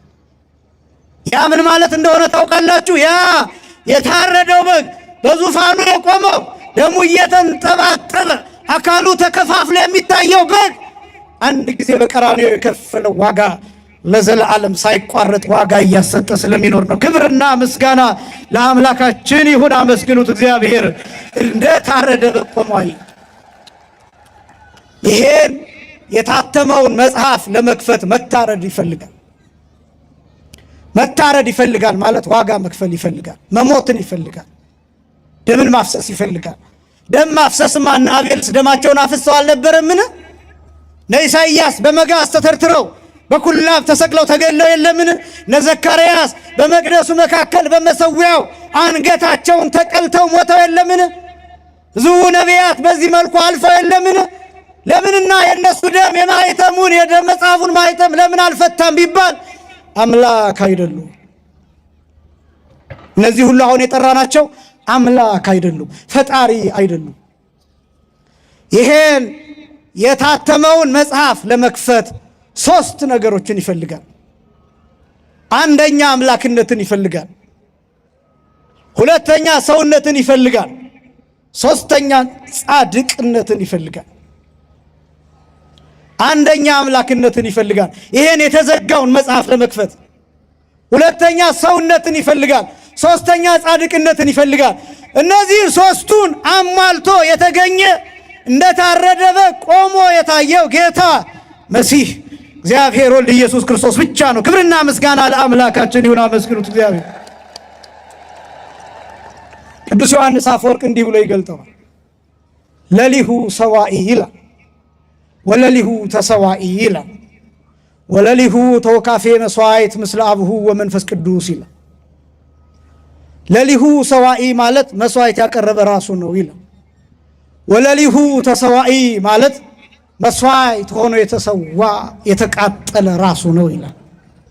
ወለሊሁ ተወካፌ መስዋዕት ምስለ አብሁ ወመንፈስ ቅዱስ ማለት ከባህሪ አባቱ ከአብ ከባህሪ ሕይወቱ ከመንፈስ ቅዱስ ጋር ሆኖ ራሱ ያቀረበውን መስዋዕት ያሸተተ የተቀበለ እርሱ ብቻ ነው። ይሄን ቅዱስ ጊዮርጊስ ማድረግ አይችልም። ምክንያቱም ቅዱስ ጊዮርጊስ አምላክ አይደለም። ይሄን እመቤታችን ማድረግ አትችልም። ማለትን ማለት ነው በመስቀል ላይ ተሰቅላ ዓለምን ማዳን አትችልም። ለምን? እመቤታችን ወላዲተ አምላክ እንጂ ምን አይደለችም፣ አምላክ አይደለችም። ፍጡራን ሁሉ የሚጎላቸው ይሄን የተዘጋ የታተመ የተቆለፈ መጽሐፍ መፍታት የሚችለው የታረደው በግ ብቻ ነው። ለዚህ ነው ባለ ራእዩ ታርደሃልና ሲሉት የሰማው። ለዚህ ነው። ስለዚህ ይገባሃል፣ ማኅተሙን ትፈታው ዘንድ ይገባሃል። በውስጥም በውጭም የተጻፈውን ታነበው ዘንድ ትተረጉመው ዘንድ ታብራራው ዘንድ ይገባሃል። ለምን? ታርደሃልና ብለው በዙሪያው በዙፋኑ ዙሪያ እንደ ሻሽ ሲነጠፉ እንደ ቅጠል ሲረግፉ አየኋል። ከዛ ማኅተሞቹ መፈታት ጀመሩ። አንደኛ ማኅተም፣ ሁለተኛ ማኅተም፣ ሶስተኛ፣ አራተኛ፣ አምስተኛ፣ ስድስተኛ፣ ሰባተኛ ማኅተም። እነዚህ ሰባቱ ማኅተሞች እየተፈቱ እስከ ምዕራፍ 8 ድረስ ይቀጥላሉ። ራእየ ዮሐንስ እስከ ምዕራፍ 8። እኔ የማሳያችሁ በርዕስነት ያነሳሁት ስድስተኛው ማኅተም ላይ ያለውን ነው የማሳያችሁ። በነገራችን ላይ በጣም ረቂቅ የሆነ ብዙ ትርጉሞች ያሉት ነው ይሄ ማኅተም። እኔ አሁን በተናገርኩት ራእየ ዮሐንስ ይገባችኋል ማለት አይደለም። ደጋግማችሁ ግን መስማት አለባችሁ፣ ማወቅም አለባችሁ፣ ከፍ ማለትም አለባችሁ። ደግሞ ራእየ ዮሐንስ የሚተረጎምበት ጊዜ ላይ ነን አሁን፣ ምክንያቱም የዘመኑ ፍጻሜ እየደረስን ስለሆነ። ስለዚህ ስለ ራእየ ዮሐንስ አብዝተን መስማት የሚገባን ጊዜ ነው። እነዚህ ማኅተሞቹን በጣም አንድ ነገር ብቻ ልበላችሁና ወደ ስድስተኛው ማኅተም ልምጣ። የመጀመሪያው ማኅተም የሚወክለው የሐሙስ ምሽት የጸሎተ ሐሙስ ምሽት 3 ሰዓትን የሚወክል ነው። ሁለተኛው ማኅተም የሐሙስ ሌሊት መንፈቀ ሌሊት 6 ሰዓትን የሚወክል ነው። ሶስተኛው ማህተም የሐሙስ ሌሊት 9 ሰዓትን የሚወክል ነው። አራተኛው ማህተም የዓርብን ጠዋት ነጉን የሚወክል ነው። አምስተኛው ማህተም የዓርብን 3 ሰዓት የሚወክል ነው። ስድስተኛው ማህተም የዓርብን 6 ሰዓት ቀን 6 ሰዓትን የሚወክል ነው። ሰባተኛው ማህተም የዓርብን 9 ሰዓት የሚወክል ነው። ሰባቱ ማህተሞች እነዚህ ሰዓታት ጋር ማገናኘት ለምን አስፈለገ? ሰባቱ ማህተሞች እነዚህ ሰዓታት የሚገለጽባቸው ምክንያት ምንድናቸው ቢባል እነዚህ ሰዓታት ክርስቶስ መከራ የተቀበለባቸውና ተአምራት ያደረገባቸው ሰዓታት ናቸው። የተያዘበት፣ የተመታበት፣ የተሰደበበት፣ ለፍርድ የቀረበበት፣ ቁርጥ ፍርድ የተሰጠበት፣ የተሰቀለበትና የሞተበት ሰዓታት ናቸው። እነዚህ ሰዓታት ይሄ ስድስተኛው ማህተም የዕለተ ዓርብ የቀኑን 6 ሰዓት የሚገልጥ ነው። ስድስተኛው ማህተም። ሰባተኛው ማህተም የዓርብን የቀኑን 9 ሰዓት ምዕራፍ 8 ላይ ብታዩት ማህተሙ ፈታ ይላል። ወኮነ አርምሞ ይላል እስከ መንፈቀ ሰዓት ይላል። ለግማሽ ሰዓት ዝምታ ሆነ ይላል። ክርስቶስ የሞተበት ሰዓት ነው። ይሄ ጸጥ አለ ነው የሚለው። 30 ደቂቃ ነው የሚለው ባለ ራእዩ ዮሐንስ። ለ30 ደቂቃ ዓለም ላይ ዝምታ ሆነ ነው። እና ይሄ ዝምታ ምን እንደሚያሳይ ታውቃላችሁ? የጌታ ነፍስ ከስጋው በስልጣኑ የተለየችበት ሰዓት ነው። ዝም ከዛ ደም እና ውሃ ከጎን የወጣበት ሰዓት ነው። ዝምታ የሆነበት ሰዓት። ከዛ ያ ሰዓት እኔና እናንተ እንደገና የተሰራንበት፣ እንደገና የተፈጠርንበት፣ የተወለድንበት ሰዓት ነበር። ያ ሰዓት ዝም፣ በመለኮቱ ንቁህ፣ በስጋው ደግሞ ምጉት የሆነበት ሰዓት ነው። ያ ሰዓት የዝምታ ሰዓት እና የዓርብ 9 ሰዓት ነው የመጨረሻው ማህተም። ይሄኛው ደግሞ ራእየ ዮሐንስ ምዕራፍ 6 ከቁጥር 10 ጀምሮ ስትመለከቱ ስድስተኛው ማህተም ሲፈታ ይላል ፀሐይ እንደ ጥቁር ማቅ ጥቁር ሆነ ይላል። ጨረቃ ደም ሆነ፣ ከዋክብት ረገፉ። ስድስተኛው ማህተም ሲፈታ ይሄ ማለት ክርስቶስ የተሰቀለበት ሰዓት ስንት ሰዓት? 6 ሰዓት። ፀሐይ ምን ያለችበት ሰዓት? የጨለመችበት፣ ጨረቃ ደም የሆነችበት፣ ከዋክብት የረገፉበት። ወንጌል ምን ይላል? የሉቃስ ወንጌል ምዕራፍ 23 ከቁጥር 44 ጀምሮ ወቀትሮ ጊዜ 6 ሰዓት ሞተ ፀሐይ፣ ቀትር ሲሆን 6 ሰዓት ላይ ፀሐይ ሞተ። ዓርብ ስድስተኛው ማህተም የተፈታበት ሰዓት ያ የታተመው መጽሐፍ። ከዛ ይህን ተከትሎ ምን ሆነ? ምን ተከናወነ? ስድስተኛው ማህተም ላይ ራእየ ዮሐንስ ምዕራፍ 7 ከቁጥር 10 ጀምሮ ስትመለከቱ እንዲህ የሚል ቃል እናገኛለን። ብዙ ነጭ የለበሱ ያያል ቅዱስ ዮሐንስ በራእዩ ስድስተኛው ማህተም ሲፈታ ያየው ማለት ነው። እና ብዙ ነጭ የለበሱ ከወገን፣ ከነገድ፣ ከሕዝብ፣ ከአሕዛብ፣ ከብሔር፣ ከቋንቋ የተዋጁ ዘንባባ የያዙ በበጉ ፊት ማዳን ነው እያሉ የሚያመሰግኑ በጣም ብዙ ቁጥራቸው የማይታወቁ ነጭ የለበሱ ሰዎችን ቅዱስ ዮሐንስ በራእዩ ይመለከታል። ስድስተኛው ማህተም ሲፈታ ፀሐይ ከጨለመ በኋላ፣ ጨረቃ ደም ከሆነ በኋላ፣ ከዋክብት ከረገፉ በኋላ፣ እነዚህን ክስተቶች ከተመለከተ በኋላ በሰማይ ይህን ያያል ዮሐንስ። እና ቅዱስ ዮሐንስ ከሽማግሎቹ አንዱ ዮሐንስ ብሎ ጠርቶ እነዚህን ሰዎች ታያቸዋለሁ ያለኝ። አሁን ጌታዬ አያቸዋለሁ አልኩት። እነዚህ ከወዴት የመጡ ይመስልሃል አለኝ ይላል ዮሐንስ። ጌታዬ አንተ ታውቃለህ እንጂ እኔ ምን አውቃለሁ አልኩት ይላል። ከዛ 2 ነገሮችን ነገረኝ ይላል። ስንት ነገሮችን? 2። የመጀመሪያው እነዚህ ከታላቁ መከራ የመጡ ናቸው። ከየትኛው መከራ? ከታላቁ መከራ የመጡ ናቸው። አሁን የታላቁ መከራ የሚለው በጣም ብዙ ትርጉም አለ። የሰማዕታትን መከራ፣ የቤተክርስቲያንን መከራ፣ አሁን ያለንበትን መከራ ጭምር ያሳያል። ግን ታላቁ መከራ የሚባለው በዋናነት የጌታ መከራ ነው። የጌታ መስቀል ነው። የጌታ ስቅለት ነው። የጌታ ሞት ነው። ትልቅ መከራ የሚባለው አስቀድሜ እንደገለጥኩት ፀሐይ የጨለመችበት፣ ጨረቃ ደም የሆነችበት፣ ከዋክብት የረገፉበት፣ 6666 ጊዜ የተገረፈበት የስቅለት እንደነገርኳችሁ የምታስታውሱ ከሆነ 19125 የመከራ አይነት የተቀበለበት 19125 ብር አይደለም የነገርኳችሁ፣ ገንዘብ አይደለም፣ ደሞዝ አይደለም የነገርኳችሁ፣ የመከራ ቁጥር 19125 እያንዳንዱ መከራ ለየብቻ ተቆጥሮ፣ ቡጢው የብቻ ተቆጥሮ፣ ግርፋቱ የብቻ ተቆጥሮ፣ ጥፊው የብቻ ተቆጥሮ፣ መስቀል ተሸክሞ የወደቀበት የብቻው ተቆጥሮ፣ መሬት ለመሬት የተጎተተበት የብቻው ተቆጥሮ፣ እኛ ያልሰማነው እኛ ያላየነው መጽሐፍት ላይ ያልተጻፉ እነዚህን ደግሞ ስትቆጥሯቸው እጅግ ብዙ ነው። ለእኛ አይምሮ እንዲመጥን ተብሎ ለእኛ ጆሮ እንዲበቃ ተብሎ ግን እኛን ከእንቅልፍ እንዲቀሰቅሰን ተብሎ የተጻፈው ግን 19125 ነው ይላል ድርሳነ ማሕየዊ። ያ ነው ታላቅ መከራ የሚባለው። አምላክ የተሰቃየበት፣ ንጹሕ የተሰቃየበት፣ ጻድቅ የተገደለበት፣ መሬት ለመሬት የተጎተተበት፣ ፍርድ የተዛባበት፣ ዓለም አምላኳን የጠላችበት፣ አምላክ ፈጣሪዋን ያሳደደችበት ዓለም፣ ያ ክፋት የሰው ልጅ የጭካኔ ጥግ የታየበት፣ የሰው ልጅ የክፋት ጥግ የታየበት፣ ፍጥረታት ያዘኑበት፣ መላእክት ወርደው መስቀሉ ስር ጽዋ ደቅነው ደም የተቀበሉበት፣ እንደ ሻሽ የተነጠፉበት፣ እንደ ቅጠል የረገፉበት፣ ሚካኤል ዝም አለ፣ ገብርኤል ተደነቀ ተብሎ በቅዱስ ያሬድ የተገለጠበት፣ ነቢያት ወደዚህ መጥተው መስቀሉ ስር የተደፉበት፣ ያ ነው ታላቁ መከራ የሚባለው።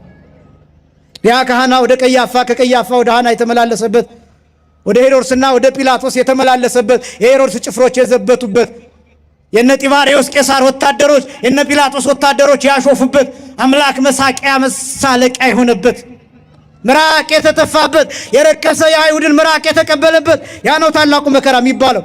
ፍጹም እንከን ነው ሳይኖርበት እንደ ጥፋተኛ እንደ ወንጀል በሁለት ወንበዴዎች መካከል የተሰቀለበት 40 ዓመት ሙሉ ነፍስ እያጠፉ ደም እያፈሰሱ የኖሩ ወንበዴዎች በቀኝና በግራ ሆነው ክርስቶስ የወንበዴዎች አለቃ ተብሎ ከአመፀኞችና ከሽፍቶች ጋር የተቆጠረበት የዓለም ትልቁ ኃጢአት፣ የዓለም ትልቁ ኃጢአት፣ የዚህ ዓለም ትልቁ ወንጀል፣ ተወዳዳሪ የማይገኝለት ወንጀል። እኔን ብትሰቅሉኝ ብትገርፉኝ ጥቂት ጥፋት ይኖርብኛል፣ ጥቂት ነገር ይኖርብኛል። ምናልባት በተከሰስኩበት ንጹሕ እንኳን ቢሆን ለኃጢአት ግን አለብኝ። ምናልባት ሰዎችን ሁሉ እየዞርን ብናይ እግዚአብሔር የሚያውቀው ጥቂት ኃጢአት ይኖራቸው ይሆናል። ክርስቶስ ግን ፍጹም የባህሪ አምላክ ሆኖ ሳለ ዓለም የሰራችው ትልቅ ወንጀል፣ ሁሉንም አይነት ምት፣ ሁሉንም አይነት ስድብ፣ ሁሉንም አይነት ድብደባ፣ ሁሉንም አይነት ማሰቃየት አድርጋ ዓለም የመጨረሻውን ወንጀል የሰራችው በክርስቶስ ላይ ነው። ግን ደግሞ እንደዚህ ስላችሁ እንዳትፈሩ፣ ይቅር የተባለ ወንጀል ነው። አይገርማችሁ? ይቅር የተባለ ወንጀል ነው። የሚያደርጉትን አያውቁምና ምን በላቸው? እስኪ አመስግኑት እግዚአብሔርን። ክብርና ምስጋና ለስሙ። ግን ይቅር የተባለ ወንጀል ቅዱስ ጳውሎስ ምንድን ነው የሚለው? ለጢሞቴዎስ በጻፈለት መልእክት ወሶበ እንዘ ጸሩ ንሕነ ነው የሚለው። ወሶበ እንዘ እኩያን ንሕነ ተሳሃለነ በሞተ ወልዱ ይላል። ክፉዎች ስንሆን፣ ጠላቶቹ ስንሆን በልጁ ሞት ይቅር አለን ይላል። እኔ በጣም ቢገርመኝ ምን እንደሆነ ታውቃላችሁ? በእርሱ ሞት ይቅር ተባልን፣ ገለን ይቅር ተባልን፣ ገርፈን ተራራልን፣ ገርፈን ታዘነልን፣ ወግተን ታዘነልን፣ አቁስለን፣ ሰቅለን፣ አሳደን፣ ደብድበን፣ ቆዳ ገፈን፣ አጥንት ብቻ እስኪታይ ድረስ አድርገን ይህን ሁሉ ድብደባ አድርሰን የሚያደርጉትን አያውቁምና ምን በላቸው ተባልን፣ ተለመነልን። ጭራሽ እንደኛ ያለ ባለጤና ማን አለ? እንደኛ ያለ እድል ያለው ማን አለ? እንደኛ ያለ የተራራለት ማን አለ? እንደኛ ያለ የታዘነለት ማን አለ? ሰርቀን ይቅር የተባልን፣ በድለን ይቅር የተባልን፣ ገለን ይቅር የተባልን ማን አለ? ወገኖች ይሄ መከራ ይገባችኋል? ይሄ ቁስል ይገባችኋል? ይሄ ግርፋት ይገባችኋል? ይሄ ርኅራኄስ ይገባችኋል? ይሄ ቸርነት ይገባችኋል? ይሄ ውለታ ይገባችኋል? ይሄ እንኳን አይደለም በጉባኤ መሰብሰብ ይቅርና አያንከራትትም ዓለምን አስትቶ በባዶ እግር አያስኬድም፣ ቡትቶ አያስለብስም፣ ገዳም አያስገባም፣ አያስመንንም። ናቡነ ተክለ ሃይማኖት፣ ናቡነ ገብረ መንፈስ ቅዱስ፣ ቅዱስ ጊዮርጊስ እኮ ይሄ መከራ በአይምሯቸው ሆኖ ሰውነታቸውን እያደቀቀው፣ ለዚህ ነው ጦር ተክለው ሳይንቀሳቀሱ ለዓመታት ይጸልዩ የነበረው። ለዚህ ነው ቅዱስ ጊዮርጊስ ስጋው በምጣድ እየበሰለ በመንኮራኩር እየተፈጨ ሰውነቱ እየደቀቀ አፈር ትቢያ ሆኖ በሜዳ እየተዘራ እንደገና ተመልሶ ከሞት ተነስቶ እኔ ክርስቲያን ነኝ የሚለው ይሄን ፍቅር አውቆት ነው። ይሄን ውለታ አውቆት ነው። በጣም ብዙዎቻችን ይህንን ለማወቅ ገና ነን፣ ለመስማት ራሱ ገና ነን።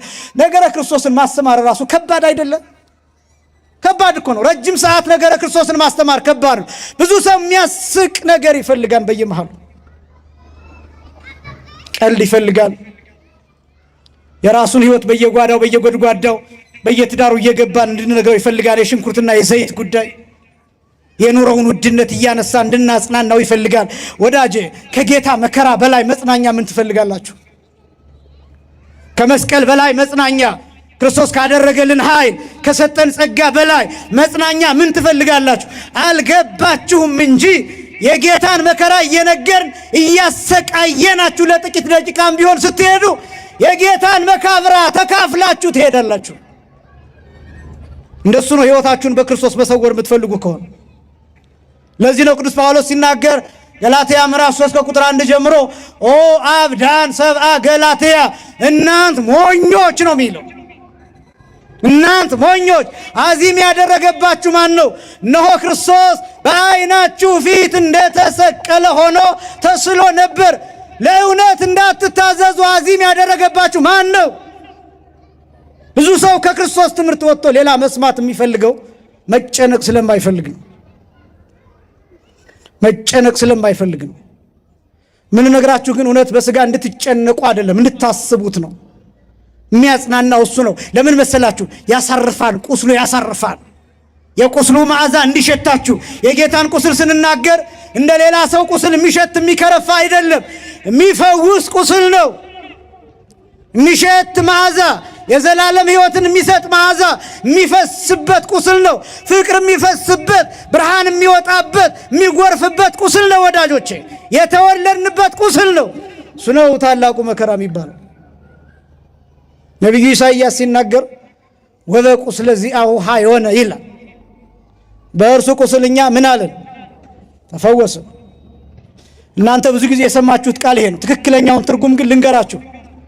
ወበቁስለ ዚአሁ ኀዮነ ማለት በእርሱ ቁስል ሕይወት አገኘን ማለት ነው። መፈወስ ለጊዜው። ለምን ከእርሱ ቁስል ሕይወት አገኘን እንደተባለ ታውቃላችሁ? ልክ ክርስቶስ ጎኑ ሲወጋ ከጉድጓዱ እኛ ተወለድን። ከክርስቶስ ሞት እኛ ተወለድን። ከጌታ ሞት እኛ ሕይወት አገኘን። ሁልጊዜ እላለሁ ከደካማ ነገር ኃይል ይገኛል። ለምሳሌ ብርሃን የጨለማ ልጅ ነው። እነዚህ ፓውዛዎች የደመቁት ጨለማ ስለሆነ፣ ቀን ላይ እነዚህን ፓውዛዎች ብታበሯቸው ትርጉም የላቸው። ትንሣኤ ከሞት ነው የሚወለደው። ትንሣኤ ከመቃብር ነው የሚወለደው። በቃ እንደዛ ነው። ከደካማ ነገር ክርስቶስ ደከመ። ከዚያም አልፎ በስጋ ምን ሆነ? ሞተ። ከሞቱስ ደምና ውሃ ወጣ። ከደምና ከውሃውስ እኛ ተወለድን፣ ሕይወት አገኘ። ከታላቁ መከራ የመጡ ናቸው ማለት ይሄ ነው። ሁለተኛው የመጀመሪያው ከታላቁ መከራ የመጡ ናቸው ካለው በኋላ ሁለተኛ ልብሳቸውን አጥበው በበጉ ደም ያነጹ ናቸው። እስኪ በሉ ልብሳቸውን በሉ አጥበው በበጉ ደም ያነጹ ናቸው። ምናቸውን አጥበው በምኑ ያነጹ ናቸው? በበጉ ደም ያነጹ ናቸው። የመጀመሪያው ማጠብ ይቀድማል፣ ከዛ ቀጥሎ ማንጻት ይቀድማል። ልብሳቸው በበጉ ደም አይደለም የታጠበው፣ የነጻው ነው ልብሳቸው። በደንብ ለይታችሁ ስሙ። የመጀመሪያው ማጠብ ነው። ከዛ ቀጥሎ ደግሞ በበጉ ደም ማንጻት ነው፣ ነጭ ማድረግ ነው። እነዚህ ልብሳቸውን አጥበው በበጉ ደም ነጭ ያደረጉት እነማን ናቸው ሲባል የመጀመሪያው ከሐዋርያት ጀምሮ ያሉ በክርስቶስ ደም የተዋጁ በሰማዕትነት ያለፉ በዓለመ ነፍስ ያሉ ነጭ ልብስ የተሰጣቸው እነዚያ ናቸው። የመጀመሪያው ልብሳቸውን አጥበው በበጉ ደም ያነጹ የተባሉት እነሱ ናቸው። እና የበጉ ደም እንዴት ነጭ ሊያደርግ ይችላል? አሁን ደም ይህንን ነጭ ካባ ቢነካው ይቆሽሻል እንጂ ነጭ አያረገው፣ ነጭነቱን ያጠፋ። ቀይ ቀለም ውስጥ ብነክረው፣ ደም ውስጥ ብነክረው ይሄ ካባ ቀይ ይሆናል እንጂ ነጭ አይሆን፣ እንዲያውም ነጭነቱን ያጣል። የበጉ ደም ግን ያነጻል። ለምን እንደሚያነጻ ታውቃላችሁ? የበጉ ደም ደሙ የአምላክ ደም ስለሆነ መለኮት የተዋሃደው ደም ስለሆነ የፍጡር ደም ስላልሆነ የፍጡር ብቻ ስላልሆነ ፈጣሪ ስለሆነ አምላክ ስለሆነ እንደ አቤል አይነት ደም አይደለ፣ እንደነ ኢሳይያስ አይነት ደም አይደለ፣ የአምላክነት ደም ስለሆነ በዚህ ምክንያት ያነጻል፣ የትኛውንም አይነት ኃጢአት ያጥባል። ስለዚህ እነዚህ ልብሳቸውን አጥበው በበጉ ደም ያነጹ እነማን ናቸው? አራት ነገሮችን በፍጥነት ብቻ እናገራለሁ። አንደኛ ያመኑ ሰዎች ናቸው። ምን ያሉ ሰዎች ናቸው? ያመኑ። ልብሳቸውን አጥበው በበጉ ደም ምን ያሉ ሰዎች? ያነጹ ሰዎች። አንደኛ ያመኑ ማለትን ማለት ነው። በዮሐንስ ወንጌል ምዕራፍ 6 ቁጥር 69 ላይ እንደተጻፈ ቅዱስ ጴጥሮስ የተናገረው ቃል እኛ ግን አንተ የሕያው እግዚአብሔር ልጅ ክርስቶስ እንደሆንክ አውቀናል አምነናልም። የመጀመሪያው ልብስን ማጠብና በበግ ደም ማንጻት የሚባለው ይሄ ማመን፣ የእግዚአብሔር ልጅ እንደሆነ ክርስቶስን ማመን፣ አምላክ እንደሆነ ማመን፣ ፈጣሪ እንደሆነ ማመን፣ ስለኛ መጥቶ ስጋውን ቆርሶ ደሙን አፍስሶ ስጋውንና ደሙን እንደሰጠን ማመን። የመጀመሪያው እሱ ነው። ማመን ልብስን እንዳጠብክ ያደርጋል። ሁለተኛው ልብሳቸውን አጥበው በበጉ ደም ያነጹ የሚባሉ ልጅነት ያላቸው ምን ያላቸው? ልጅነት ያላቸው። ልብስ የሚባለው ልጅነት ነው። ልብሳቸውን አጥበው በበጉ ደም ያነጹ ማለት ከክርስቶስ ጎን በተገኘው ቅዱስ ውሃ ታጥበው የእግዚአብሔር ልጆች የተባሉ ናቸው። ይሄ ነው ልብስን በበግ ደም ማጠብ የሚባለው። ይሄ በክርስትና ያጌጠ፣ በጥምቀት ያጌጠ፣ እግዚአብሔርን አባት በማለት ያጌጠ፣ የእግዚአብሔር ልጅ የሆነ ሁሉ ያለው ማለት ነው። ልጅነት ማለት እሱ ነው። ልብስን አጥቦ በበግ ደም ማንጻት የመጀመሪያው ማመን፣ ሁለተኛው መጠመቅ፣ ሶስተኛው በክርስቲያናዊ ምግባር ማጌጥ። እስኪ በሉ በክርስቲያናዊ ምግባር ማጌጥ። ሶስተኛው እሱ ነው። ልብስን በበጉ ደም ምን ማለት ማንጻት። ልብስን ማጠብ፣ ከዛ በበጉ ደም ማንጻት፣ ነጭ ማድረግ። ክርስቲያናዊ ስነ ምግባር ማለት ክርስቲያን ሆኖ ሃይማኖት ኖሮት ሃይማኖቴ ብቻ ያድነኛን እያለ የሚኖር ሳይሆን በጾምና በጸሎት ያጌጠ፣ በትህትና ያጌጠ፣ በየዋህነት ያጌጠ፣ በሰላም ያጌጠ፣ በፍቅር ያጌጠ፣ ቅንነት ያለው፣ ምህረት ያለው፣ ርኅራሄ ያለው፣ ወዳጅነት ያለው፣ ታማኝ የሆነ፣ መልካም የሆነ፣ ተንኮለኛ ያልሆነ፣ ክፉ ያልሆነ። ይሄ ነው ልብሱን ነጭ ያደረገ ማለት።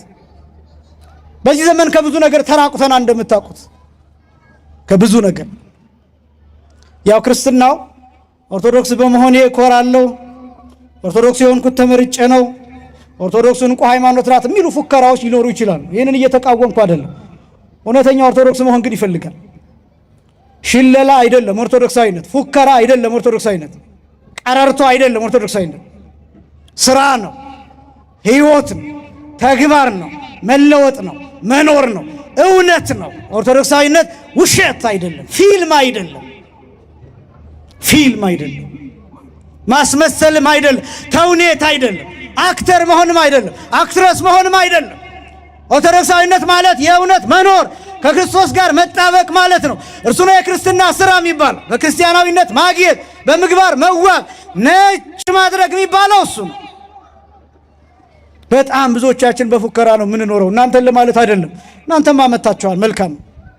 ይህን በየቲክቶኩ ያሉ ቤተክርስቲያኑን በር የማያውቁት ግን ደግሞ ስለ ቤተክርስቲያን ተቆርቋሪ መስለው የሚኖሩ በጣም ብዙዎች አሉ። የቤተ ክርስቲያኑን በር የማይነኩት፣ መተው የማያስቀድሱ፣ ሰዓታቱ ምን እንደሆነ የማያውቁ፣ ማህሌት እዚህ ተቁሞ ስቡ ተብሎ ተቁሞ እዚህ ጎረቤቱ ነው። እነሱ ቲክቶክ ላይ ላይቭ ናቸው። ማህሌቱን መጥተው ለምን አብረው አይቆሙ? እኔ ከአቅም በላይ ሆኖባቸው ውጭ ሀገር ያሉትን አይደለም እምላችሁ፣ እነሱ በተለያየ ምክንያት ነው። ግን እዚህ ሆኖ ሰንበት ትምህርት ቤት ሳይማር የአብነት ትምህርት ቤትም ሳይማር ወደ ቤተክርስቲያንም ሳይመጣ እንዲሁ በቤተክርስቲያኗ ስም ብቻ የሚጦር የሚቀለብ በጣም ብዙ ሰው ነው። ባካችሁ ቤተክርስቲያኗን እንወቃት ወጣቶች፣ ባካችሁ ትሕትና ይኑረን፣ ዕውቀትም ይኑረን፣ መረዳትም ይኑረን። መጽሐፍ ቅዱስንም እናንብብ፣ ቤተክርስቲያኗንም እንወቃት፣ እንረዳት። ፉከራ አይደለም ክርስትና፣ ኦርቶዶክሳዊነት ሽለላ አይደለም፣ ማጌጥ ነው በምግባር። የመጨረሻው ልብሳቸውን አጥበው በበጉ ደም ያነጹ የተባሉት ከታላቁ መከራ የመጡ የተባሉት የጌታን ስጋና ደም የተቀበሉ ናቸው። የቆረቡ ሰዎች ናቸው፣ ነጭ ልብስ ያላቸው። የተከበራችሁ ክርስቲያኖች፣ ሌሎቹን ሁሉ አድርገን ማንኛውንም ነገር አድርገን ስጋውን ደሙን ግን ካልተቀበልን ልብሳችን ቆሽሿል፣ ነጭ ልብስ አልለበስንም። ስለዚህ ምን እንደሚሆን ታውቃላችሁ? መጨረሻ ላይ ወደ ሰርጉ መግባት አትችሉም። ምክንያቱም የሰርጉን ልብስ አልለበሳችሁም ተብለን እንባረራለን። በር ይዘጋብናል፣ ይረፍድብናል። አላውቃችሁም እንባላለን። እናንተ እነማን ናችሁ ተብለን እንጠየቃለን።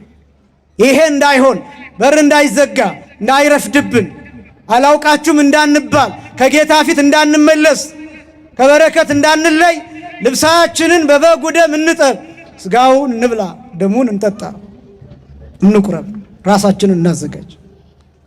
ይሄ ነው በዚህ ሳምንት በማህሌተ ጽጌው የሚባለውም በሰማይ ዘንባባ ይዘው ከሚያመሰግኑ ነጭ ከሚለብሱት ጋራ አብረን እንድንሆን ድንግል ሆይ በሰማይ መቆምን አድኝ፣ አግዥኝ፣ እርጅኝ እያል የምንማጸነው ምልጃዋን ለዛ ነውና አምላካችን እግዚአብሔር በበጉ ደም ልብሳችንን ነጭ አድርገን ተዘጋጅተን እንድንኖር እርሱ ይርዳን። የቅዱስ ዮሐንስ ወንጌላዊ በረከትና ልብሳቸውን በበጉ ደም አጥበው ነጭ ያደረጉ የቅዱሳን አባቶቻችን የሰማዕታት በረከት ከሁላችን ጋር ይሁን። ያስተማረን የአባቶቻችን አምላክ እግዚአብሔር የተመሰገነ ይሁን። ወስብሐት ለእግዚአብሔር።